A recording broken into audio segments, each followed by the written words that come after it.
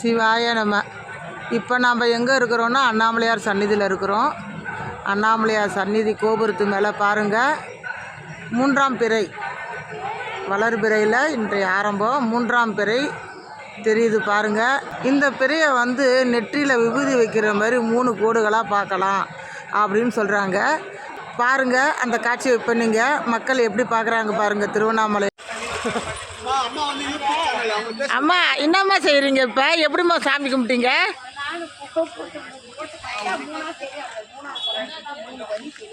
அப்படியே தெரியுமா?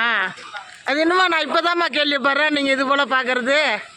அம்மா பங்குனி மாதம் 3ஆம் பிறை என்னம்மா அப்படியா? இன்னொரு தடவை போட்டு காட்டுங்க அம்மா. துணியும் போட்டு மூடிக்கிட்டு என்னம்மா பார்க்குறீங்க நீங்கள்? அப்படியா? சிவசிவா பார்த்தாக்கா ஒரு கோடு தெரியாம இருக்கும். புடவையில பார்த்தாக்கா 3 கோடு தெரியும். அப்படியா அம்மா? இப்போதான் நான் முதல் முறையாக கேள்விப்படுறேன். நீங்க பாருங்க அப்படியே அந்த 3 கோடு அப்படி லைனா தெரியும். அப்படியா? அதோ பார்க்குறேம்மா. அம்மா ரொம்ப நன்றி. புதுமையாக ஒரு காட்சியை எங்களுக்கு காண்பித்ததுக்கு ரொம்ப நன்றிம்மா. ரொம்ப சந்தோஷம். இனிமேல் 3ஆம் பிறை பார்க்குறவங்க ஒரு துணி போட்டுக்கின்னு துணிக்கு பின்னாடி நீங்கள் இருந்து பார்த்தீங்கன்னா இந்த 3ஆம் பிறை 3 கோடாக தெரியும்னு சொல்கிறாங்க. வாங்க எல்லோரும் இந்த மாதத்துலேருந்து 3ஆம் பிறையை இப்படியே பார்க்கலாம். இது பங்குனி மாதம் 3ஆம் பிறை. சிவாய நம.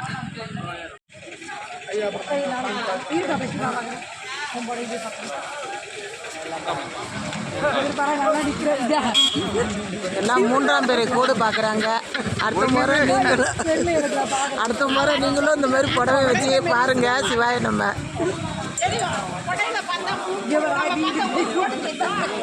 நீங்க பார்த்தீங்களா?